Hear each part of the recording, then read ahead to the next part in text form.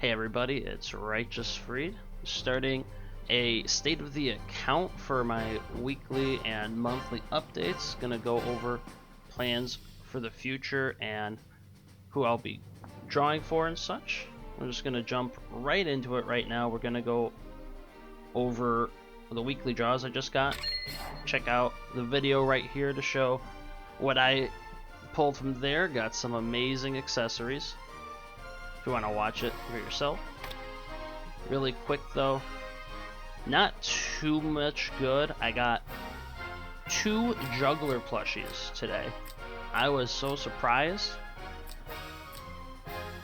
Giving me a second and a third. I'll be able to put these on Tiaras and Iris potentially. That probably Iris, that way I can just keep the Jardin de Iris there, but I like keeping the anti-silence orb on Tiaras in order to make sure that she can keep healing and dispel debuffs a little bit, but who knows in the future.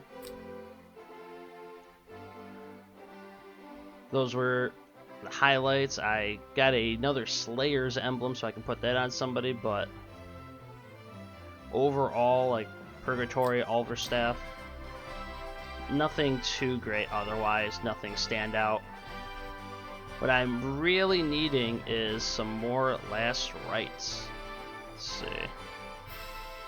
I think they're up here. No, I need some more last rites for my units. I only have 3. One for Juggler, one for Claret, and who's my third? And Illustrial. Yep, right here. I need these on so many other people. Have to spice some things up with who I'll be running in the near future if I don't get any of these, because I plan to keep these 3 in my box for the foreseeable future, or at least I'm not going to re-enchant any of these because they're all pretty decent for who they're on. So hopefully next week will bring me a little more luck, or maybe the world map events will give me some more last rites, but hey, what are you gonna do?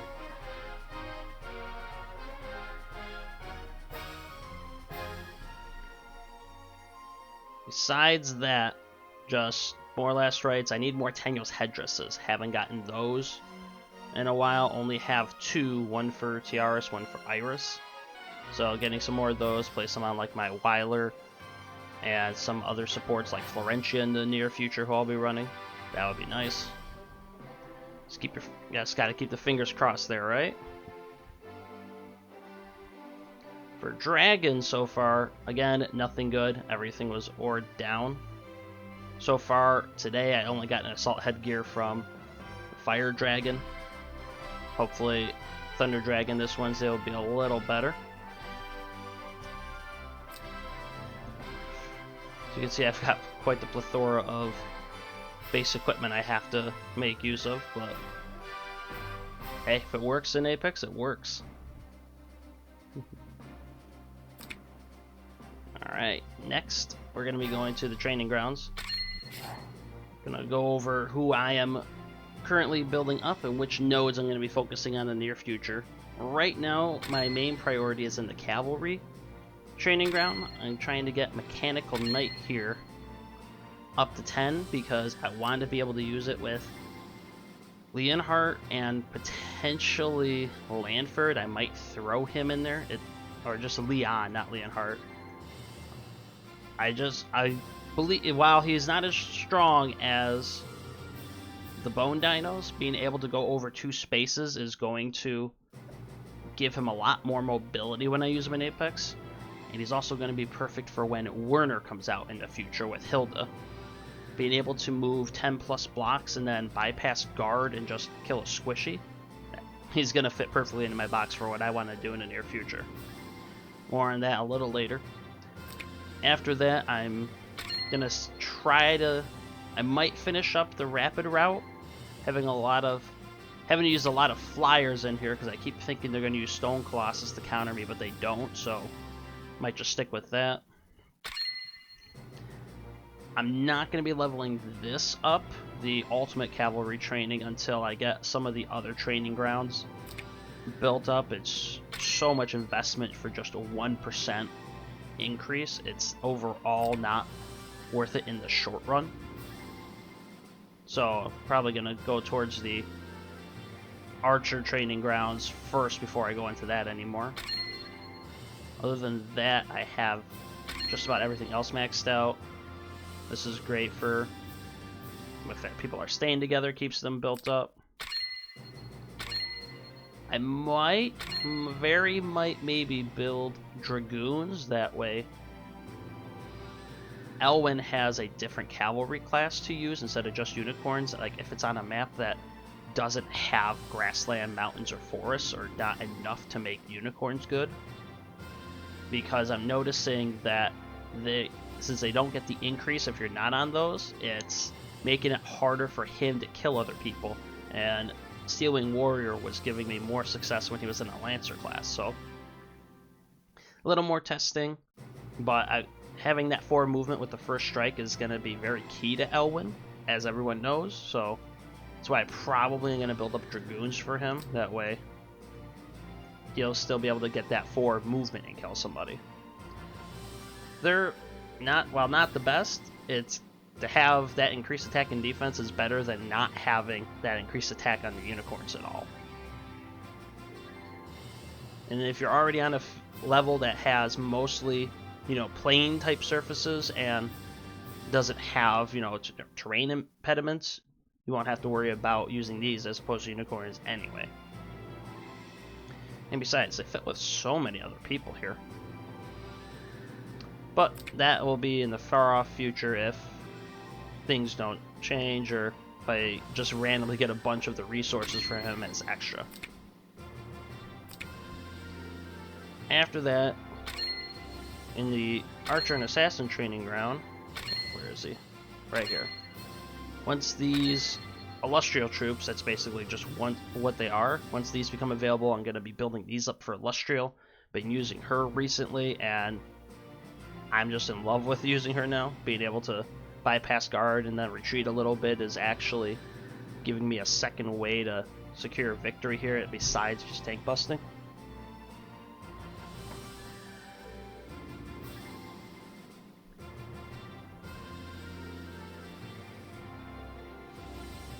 Oh, somebody just dropped something.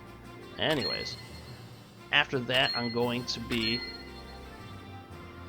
get this one up finally to the final one so that there's a full 70% attack increase. So it's going to take me a little bit, but shouldn't be too hard. Not going to be touching this for a good while because, again, the 1% increases overall aren't going to help as much. Probably very later once I get my main core set down for it, I'll be using for the foreseeable future.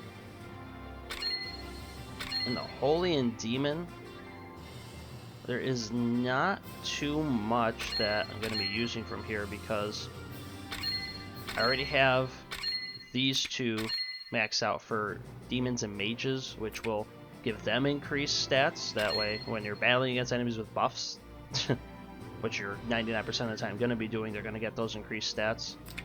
And against debuffs, which hopefully they get some debuffs with, because you're banning Rosenseal, they'll get even more damage. That'll be good for the near future. I might train this wolf for Toguro for survivability, but I don't know. Gargoyles have been helping me a lot. He does seem to have potential because he will have more stats though, so we'll have to see how that works when it is released finally. Not going to be leveling this up, don't need that, just pure offense. Undead Knights are not on the list here just because the Demon Wolf is coming out. Like if I'm going to go for another 5 movement unit, I'm going to go for these because I believe, let me check LANGRISSER real quick, these guys recover. Let's see.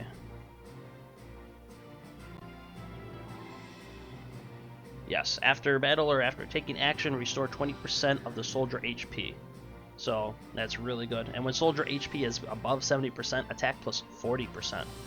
I am really probably going to be building these werewolves here. That way, Toguro can deal even more damage. I'll also give Ashram, Bernhardt, and even Shaltir a unit that can be used for increased damage. Like, these dudes are going to be really powerful. But, hey, we gotta wait. I believe it's later this month they get unlocked. Hopefully it's with this upcoming release, but whenever it happens, it happens. It's going to take some time to build them up. Once they come out, that will probably make me want to build the HP on there. So I'll invest in there a little bit. Oh my goodness, I'm going to need a lot of gloves. So it's going to be Werewolf into the HP nodes, and then I'll eventually get into the defense nodes.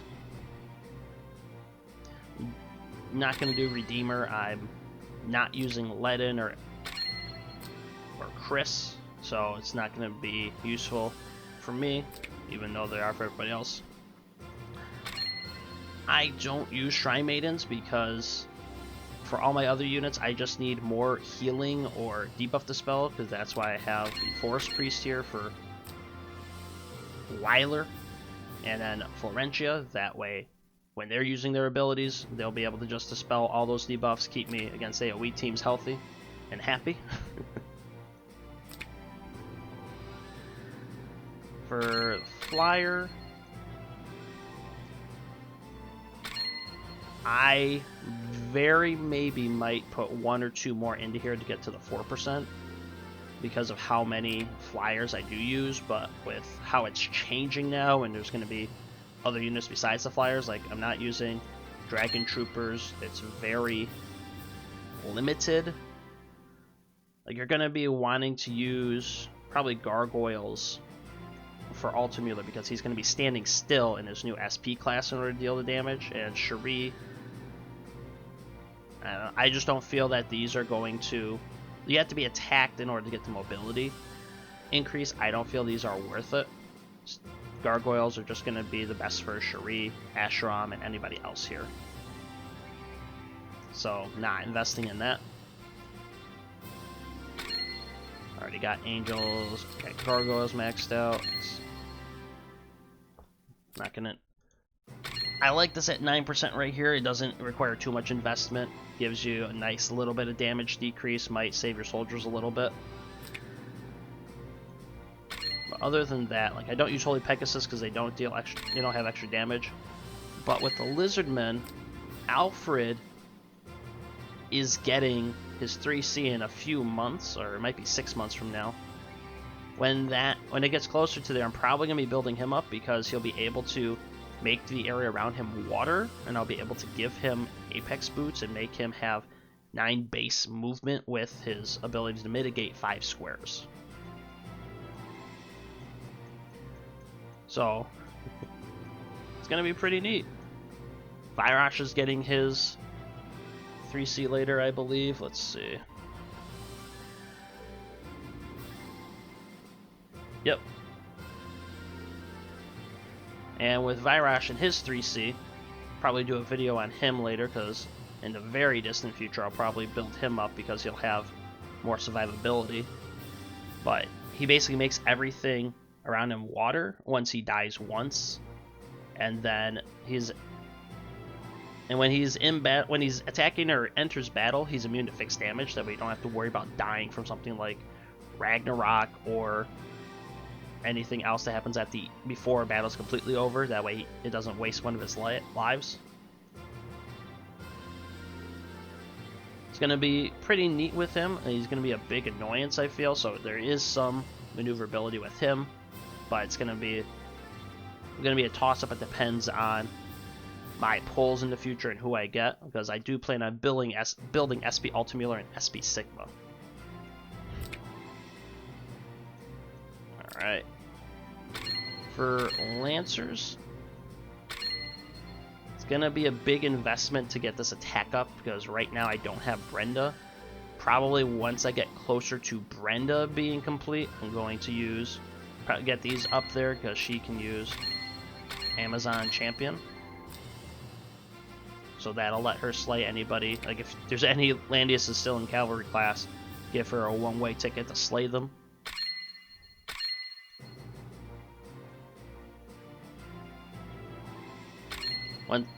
If I start seeing a lot of cavalry Landiuses, I might even do the Bloodbath Striker. That way it gives them even more attack when they're fighting an enemy. But right now my Lancer class is pretty complete. I just have the Stone Colossus built up, that way you can use on Juggler if I'm facing a lot of cavalry units. Great for countering SP Elwyn, and Vargas is getting his 3C, and he's going to be able to revive, I believe it's 3 times? Let's see. You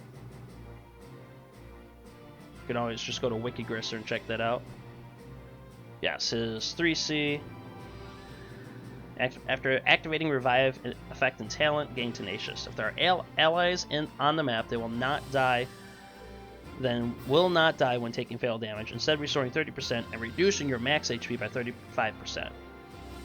Tenacious can only activate twice per battle, so you have 3 total revives on Vargas, but obviously he loses a lot of HP there. Still, that's pretty good if you're going for like a slow tank push or getting into the middle of the map and just waiting everybody out and then killing the one dude who remains at the end. It's going to be a viable strategy with him. It's actually going to be really funny. And then Bernhardt's getting his 3C, which is a super faction buff. You could just bring these two together like old times in LANGRISSER 2 and just watch them dominate. It's going to be really interesting once they are released and we see more people playing these two non-mobility units who just slowly push into winning. Other than that, the Spartan here is going to be useful for a lot of units, being able to... He basically ignores the class advantage, disadvantage, so you're attacking an infantry with him equipped, there's no disadvantage to you, no advantage to them. But also, if you're attacking a cavalry with him, there's no advantage or disadvantage regarding there. So kind of a double-edged sword. Great if you're going against like a lot of infantry units like that. That way you can bring like Brenda, for example. I believe she has them. Let's see. I don't know if it'll tell us. Brenda does not have them. Vargas does have them, Altamüller has them, Bernhardt has them, Emmerich, Hilda, Toa, and Shaltir. Okay, Brenda doesn't have it, but...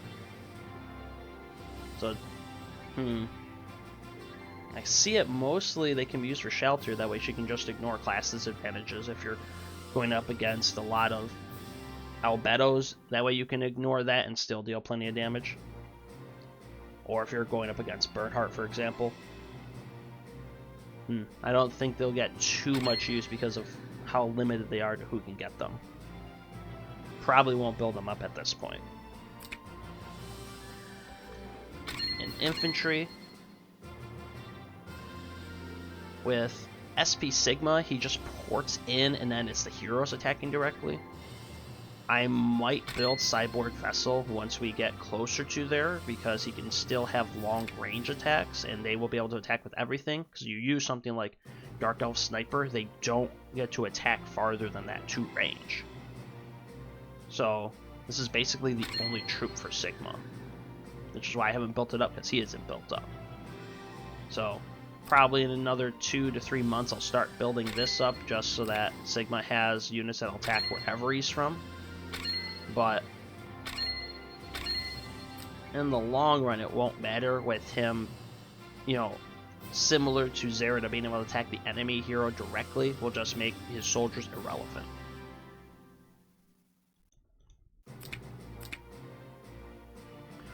That's going to do it for the training grounds right now. Going to go over to the heroes. Right now, I am actually working on starting Lana, Brenda, and Florentia actively. I want to get each of these to 6-star, and I want to get Florentia to 6-star before Hilda comes out. That because if I do decide to change my strategy to a slower push with shorter legs with like Lana to be able to burst through any of the tanks, especially Juggler, but even like Albedo or Brenda, who can just negate any passives and just burst through something like Albedo. If Albedo brings Phalanx, you can bring Berserkers on Brenda to get through those Phalanx and then attack her directly. It's going to be very interesting what we see in the future. She's great against Ledin with what she can do. She can just burst through there. Amazon Champion reduces defense, which reduces its damage. Especially if it brings Redeemer, because Amazon Champion applies that debuff for reduced defense. Oh, now your Redeemers don't activate and you just died from a one-hit. Even if you just trade her for Ledin, they have no tank now. Florencio with being able to be used. Both you're gonna see with SP Ultimuller, he'll be bringing his faction buff sometimes, so Strategic Masters for her. You can use her with Ultimuller, with Hilda. There will be tons of combos and potential. Just constantly act again with SP Ultimuller being able to suck people in and then Supreme Battle them. That's going to change the entire state of Apex because it has better range than even Ares does with his Fearless Hurricane. After those, I'm going to be going towards Shalinka, the Fleeting Flash with being able to attack the enemy hero directly, and then Broken Dream with Ignoring Guard. Just like Zerida. Just pop in, kill them, get out. And the best thing is she can have soldiers to help her with that. So you're getting 40 total attacks off in there with full damage from them and not having only Zerida. And with the addition of getting a revive, so she's a bait. People go to kill her once, you can then go in and kill them and protect her. I feel she's going to have a lot of use. We're going to start seeing her in higher Apex. Especially once some of the other tanks come out, like Hilda. It's gonna be great. Gonna love just popping in, killing their DPS, baiting the other one and killing it, and then just watching them give up. Ultimuller, I'm gonna make a separate SP video on him in a few days, going over Supreme Battle and his new ability, which will make him top tier and a formation disruptor. He is going to be a powerhouse and he's really going to be top tier again. He's going to go all the way up to SS tier plus. Then last but not least, Sigma. Getting an assassin class and being able to again attack the hero directly. He will be like Zerida, where it's just the two heroes. It'll be him and the enemy hero fighting. You don't even have to worry about their soldiers. And with having no melee damage penalty, that'll just make him even stronger because he gets such a big attack boost.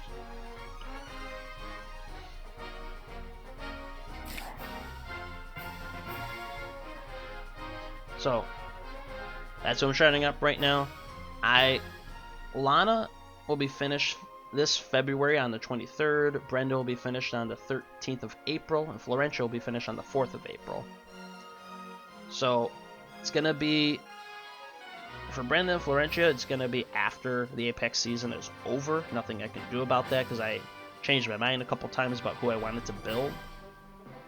Like I got a random pull of Cherie on the Clotaire banner, the Clotaire Rosenzio banner. That was unfortunate, but so it brought her up to 5-star finally.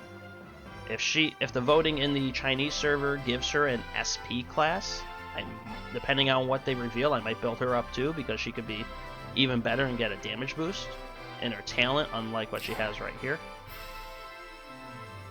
But that'll remain to be seen.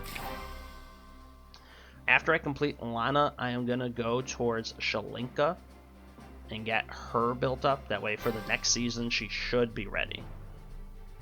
Like, it's gonna be 76 days before she is 6-star, but I only need 23 more days for Lana. Let's see, there are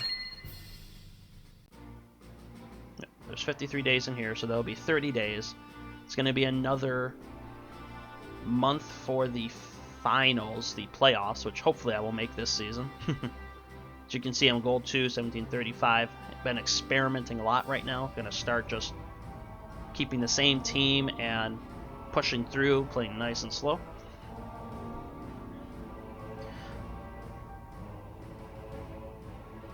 Once Florentia and then Brenda are done, it's going to go towards Altamüller, and then it's going to go towards Sigma, and then it's going to go to Altamüller because SP Sigma is going to come first. But that'll be in the future. Right now, I just want to get Lana up there because I really feel like she's underrated. With the Alchemist on Lana, all of her single target abilities now have that the soldiers can attack with them. So you can just Lightning Bolt to weaken somebody. You can Dark Reaper with those and then kill that tank. You don't need a Scepter of Divinity. You will have more intelligence and more power, even without a faction buff, just to kill them.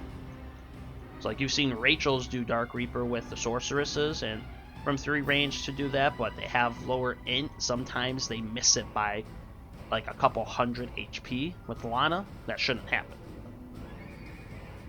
The soldiers themselves might be a little weaker, but with the hero having more int, it should balance out. But that'll be seen. I'll probably play Lana when she's at 6-star a few times just to test her out. Alright. Next, since we're right here, I'm going to go right into the Apex box. After that, we're then going to go over the heroes I'm going to pull in the future. Right now, my box has still been pretty decent. Been getting a lot of success for where I've been up to right now. Togoro's been carrying me a lot. Ares has been putting in work. People, I believe, keep expecting me to run Noble Charge on him, but I just take Wind Whisper, and then I'm just disrupting all of their rush comps. I'm killing everybody, putting them down to almost no HP. So he's actually been a great help. I never thought I would actually use him to this effect. There was the one video you should check out in my Apex series. He just Noble Charged right up to a juggler, killed him in one hit, didn't have to worry about anything with an attack blessing. And then was able to finish off a Liana afterwards. Ares is... I'm surprised people give him to me so much. But Illustrial has won me a couple games now because she can just go in and Jade Storm or Neutralizing Fire and pop anybody else off. Even a really tanky Estelle. Or Listelle, I mean. Not the Lancer tank, the demon goddess who everybody hates her blood, literally.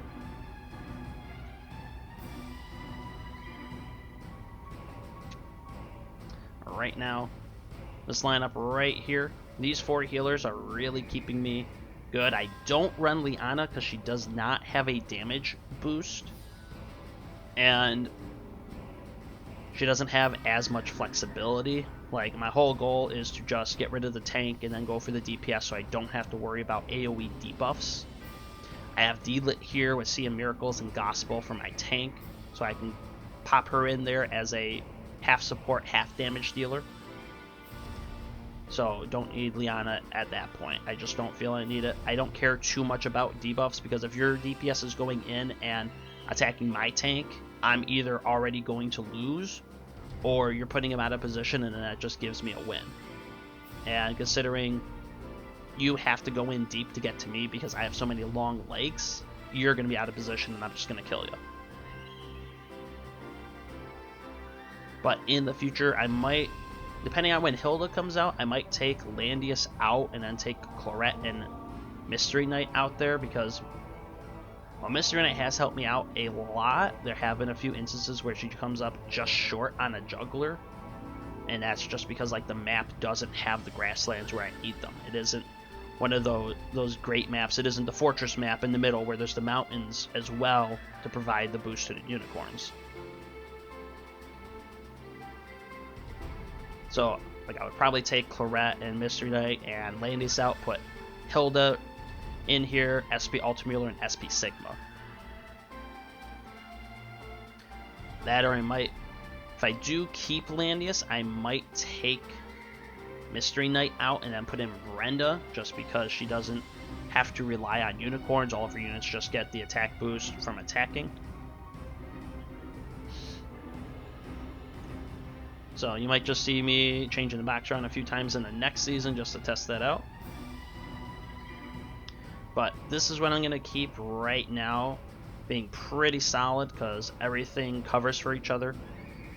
Leon here can disrupt with Blue Dragon Strike, and combo with Imelda gives him incredible mobility. I love him to death. I probably will... Whoa. Who did I take out? Oh, Mr. Knight. Haha, sorry. Probably won't get rid of him and Imelda for a while until things really shake up. Like, if I wanted to go more slow pushy, I might take her out for Florentia, and then him out for Hilda. I might even have like a 3-tank box.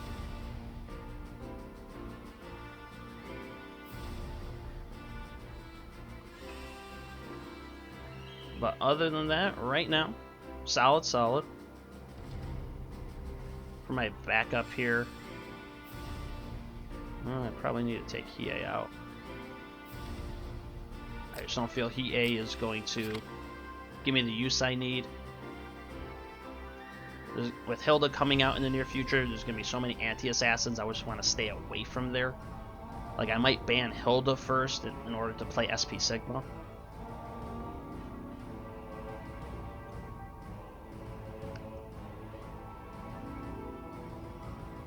But that is going to do it for the Apex box. Just pretty standard. Love the high mobility I have with all of my units here. Like, the one with the least mobility is D-Lit, but even then she's flexible with her mobility, so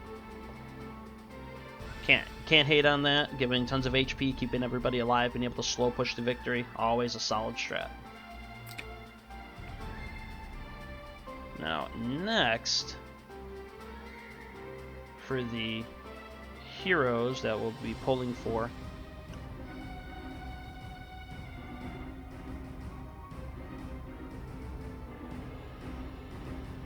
with the upcoming banners, hold on, right here. Alright, the next upcoming banner is the Mariel and Light of Genesis, or Lolly Jessica. I am not going to pull for these two. Mariel does not give me what I want. She does not give the damage boost I need. Like, she's like a pseudo attacker healer. She uses attack for her stats to heal. So I just don't feel she's going to be good for me, and I just won't have the resources to build Lolly Jessica for my foreseeable future. Like, Lana will give me the magic damage user I need, so that'll make me satisfied. But until then, I'm going to be saving up, not pulling on here. I don't care about Noemi. I just don't. I didn't pull her when Rosalia came out, so I don't have the resources to build her up, so just going to skip her. Not going to pull on this banner. I'm saving my resources past the Sakura Sumire banner. We're going to be getting in February 25th the rerun of the Sakura Wars, and then I already have Landius, Yulia, and Juggler maxed out. Werner and Hilda. I'm going to save up everything for them. I might take somebody off for Werner. Like, I might build up Werner first before Altamuller, because Altamuller will be a lot later and I need less shards for him. But Werner is able to bypass guard and first strike against somebody, so you can, if he moves 10 squares or more with his drift ability, I believe it's called. So you'll be able to just bypass everybody, use those mechanical knights I showed you in the cavalry training grounds, go 10 squares, bam, kill them, and then you can retreat 2 or more squares depending on your remaining movement. Hilda's just a solid tank. She revives, she basically stops a critical strike so assassins can't do anything like the first time they go in, and then they're just going to be left for you to pick them off and kill them.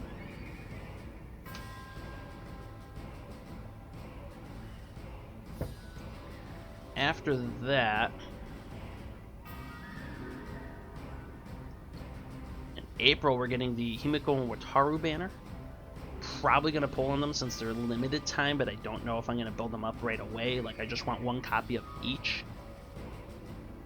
Like, she is super annoying because she can just ignore an attack, and she can constantly push the enemy back and into the fog. So, like, you get into the late game, you can combo her with Sage of the Trees and just keep pushing everybody into the fog if you want to play that. Like a slow tank push with a bunch of healers and her. People will just give up. They just see they're pushed back, 6 squares into the fog and they can't get out. Oop, you just won because they're in the fog. Let's see, after that... If Kruger is a lot more... He converts buffs to debuffs, so it can get around Resentio, so he's going to be someone to look out for, but I don't plan on him too much. I don't know if I'll pull on this. It all depends. I might just pull for one copy of each, or just the first one, whoever, but not high on my list. Vincent is like an AoE kamikaze unit. I don't know. I just feel he's weird and not for me. After that is Patsir and Toa. Probably am gonna pull for Toa because I feel she has some use. But other than that, like, I feel Patsir is very... Like, you're gonna see more and more her special skills. If she's battling a male unit, she gets extra stats and other bonuses. So we're probably gonna see that in the near future. There's gonna be ones like when you're battling against a female unit as well. But like we already have with Kuwabara, he will guard female units and Yusuke. So doesn't seem too far-fetched to have more of that. Otherwise, let's see. And then in July, we're getting Sissy White and Lord of Crimzo. This is basically Edgy Rainforest. He's going to be super AoE oriented and can deal tons of damage, so make sure you have Resentio built up by then because you're going to see him in just about everybody's box. I haven't looked too much into Sissy White, so I can't really comment on there. More on that later, but I don't think I'll pull on this one.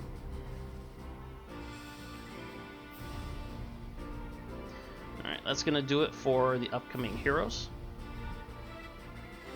Gonna try to start this coming weekend with live streaming my Apex matches.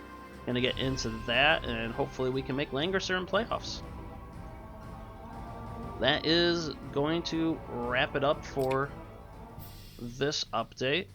I hope you all enjoyed it. Consider liking and subscribing. When I hit 100 and 250 subscribers, I'm gonna do a 50 and then a 100 summon pull session. So hey, let's build this channel. Alright.